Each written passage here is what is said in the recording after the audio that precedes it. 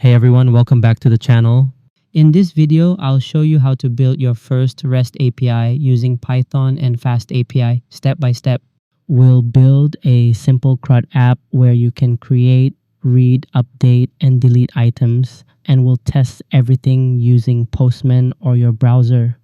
Alright, before we begin, let's quickly go over the prerequisites for this tutorial. First, make sure you have Python version 3.10 or newer installed on your computer. Next, you should have a basic understanding of JSON and how HTTP requests work. That'll help you follow along easily. And finally, make sure you've installed Postman, which we'll use later to test all of our API endpoints. Step 1, create project folder and virtual environment. Alright, let's start by setting up our project. First, open your terminal or command prompt. We'll begin by creating a new project folder. mkdir FastAPI _API, then move inside that folder with cd FastAPI API. Next, let's create a virtual environment called venv. Type python 3-mvenv venv. Once that's done, we'll activate the virtual environment using source venv/bin/activate. After you activate it, you'll notice your terminal now shows venv at the beginning of the line. That means your virtual environment is active and everything you install will stay inside this project. Step 2, install FastAPI and Uvicorn. Alright, now that our virtual environment is active, let's install the two packages we need. With your virtual environment activated, type this command: python 3 pip install FastAPI 0.120.0 Uvicorn 0.38.0. This will start downloading and installing FastAPI and Uvicorn inside our virtual environment. Just wait a few seconds until the installation is complete.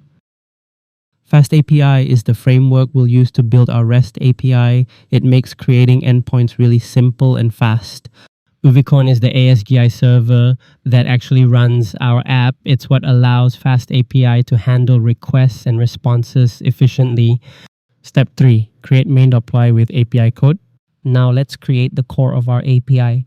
Inside your project folder, FastAPI API, create a new file called main.py. Open it in your code editor and paste the following code. First, we import FastAPI and HTTP exception from FastAPI itself. This line initializes our FastAPI application and gives it a title, Simple Items API. Here, we're simply using a Python dictionary called items to store all the data. This endpoint handles get items. It returns a list of all items stored in our dictionary.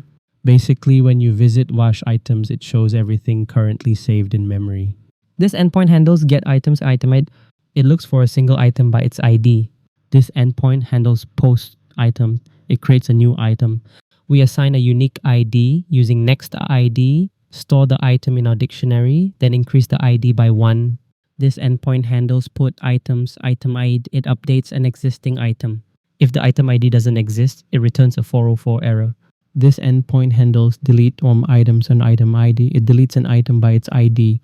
If the item doesn't exist, it returns a 404 error.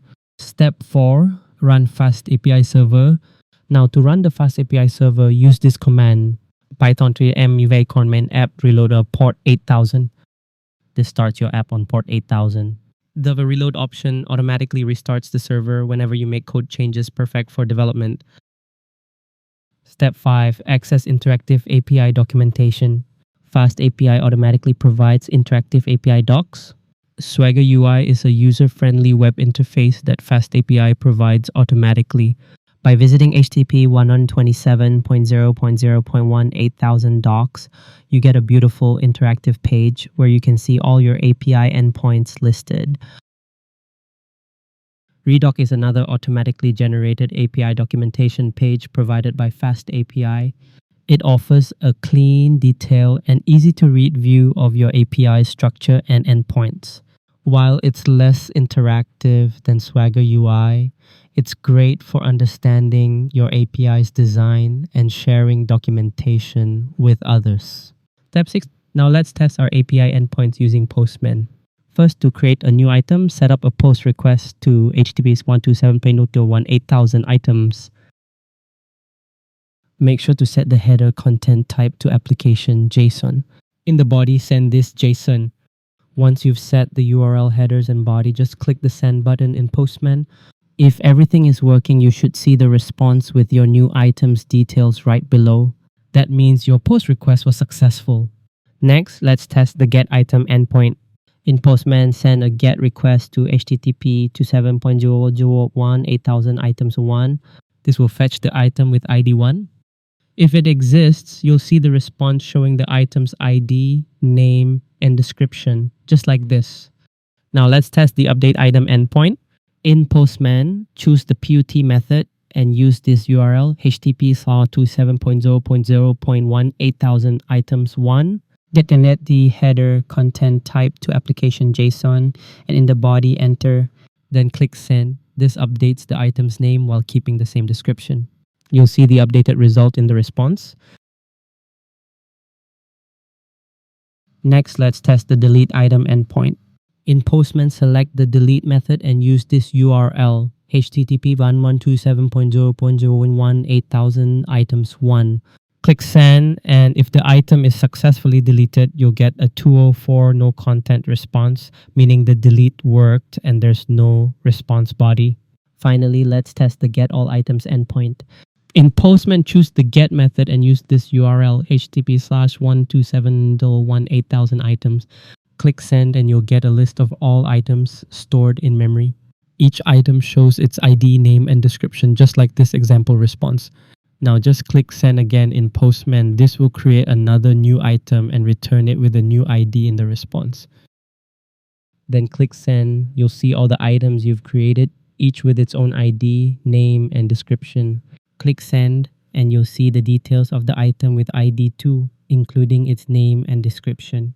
Click send and you'll get a list of all items stored in memory. Each item shows its ID, name, and description, just like this example response. To wrap up, here's a quick summary. Flask is lightweight and great for beginners. You can learn more at flaskpaletsprojects.com. FastAPI is modern and high performance with built-in documentation and data validation. Check it out at fastapi.tiangolo.com. And that's it. You've just built your first REST API using FastAPI. In this project, we created endpoints to create, read, update, and delete items, all stored in memory. We learned how to run the FastAPI server, explore the Swagger docs, and test every endpoint using Postman. This simple project gave you a solid foundation for working with APIs in Python. Next, you can connect it to a real database and add authentication to make it production ready. Thanks for watching. Don't forget to like, subscribe, and stay tuned for more Python and API tutorials.